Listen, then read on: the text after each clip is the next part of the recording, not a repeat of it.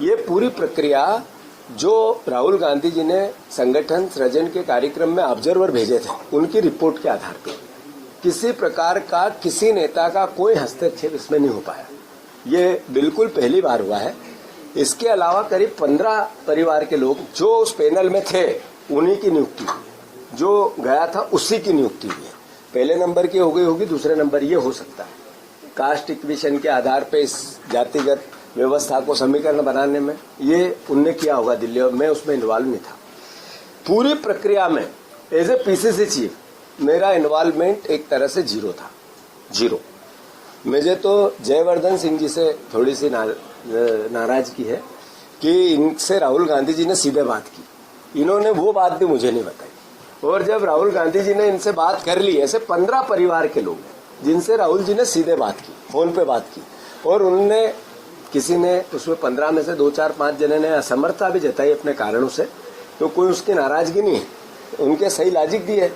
पर जेवी जैसे परिवार के साथी, उनका वर्डिंग एक था, एक सिर, कि सर आपका आदेश हमारे लिए सर माथे पे है और लीडरशिप ने जो कहा है मैं वही करूंगा।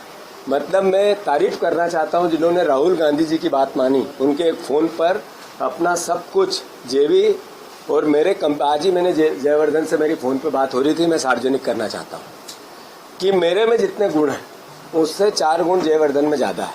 इसकी जयवर्धन की जो बात सुनने की क्षमता, लोगों से मिलने की क्षमता मुझसे बेहतर, और मैं सीखता हूँ उससे।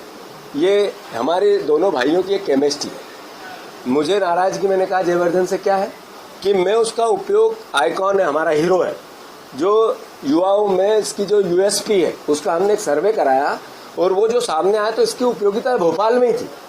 और डबल मेहनत करनी पड़ेगी, गलती की सजा मिलेगी।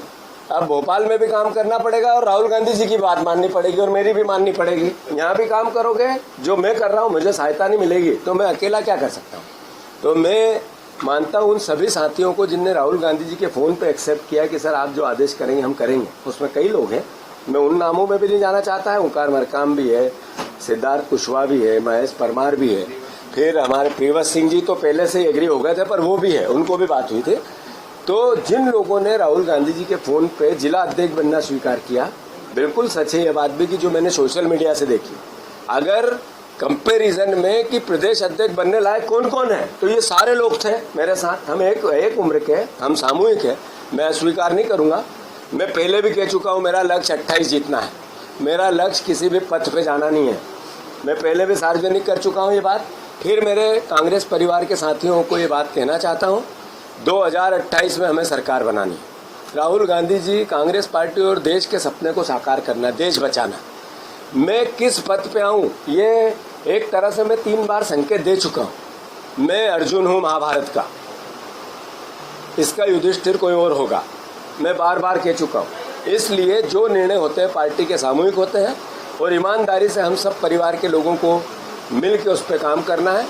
किसी प्रकार की पार्टी एकजुट है, एक साथ है। हाँ, बीजेपी का जनसंपर्क कल से बहुत सक्रिय है। अगर कोई पत्रकार, मैं चुनौती नहीं दूंगा क्योंकि मैं तो हाथ ही जोड़ सकता हूँ आप लोगों के, ईमानदार पत्रकार सब हो, पर जिसमें जिदारी होगी वो बता देगा कि जनसंपर्क से किसको किसको फोन आया, आज की इनके फैक्शन बढ़ाओ, किसी को क्या करो, किसी को क्या करो। मेरे पास भी जासूसी है, वहाँ की बीजेपी की, यहाँ की भी है, और कौन कौन लोग उनकी ज़्यादा बात मानते हैं ये भी मुझे पता है। पर कोई बात नहीं, वो उनका काम कर रहे हैं, हम हमारा काम कर रहे हैं, आप आपका काम कर रहे हैं। धन्यवाद। एक फिर से इसको समाप्त कर दो।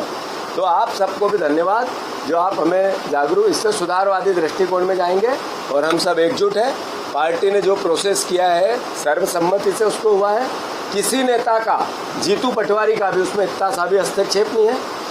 इसका सत्यापन जयवर्धन सिंह जी कर सकते हैं अगर आप चाहो तो। बीजेपी के सांसद, मैं इलेक्शन कमीशन को कहना चाहता हूं, बीजेपी के सांसद है भाजपा के जनार्दन मिश्रा। उन्होंने कहा है कि मैंने खुद ने एक एक घर में 1000 वोट सत्यापित किए हैं, उनका वीडियो मैंने ट्वीट किया। तो इसका मतलब क्या है, बीजेपी के जो मंत्री हैं, अपने क्रिकेटर, क्या नाम है उनका, अनुराग ठाकुर उन्होंने कहा कि वहां रायबरेली में वोट बड़े हुए मिले, मतलब इसका मतलब चुनाव आयोग का पाप उन्होंने भी बताया।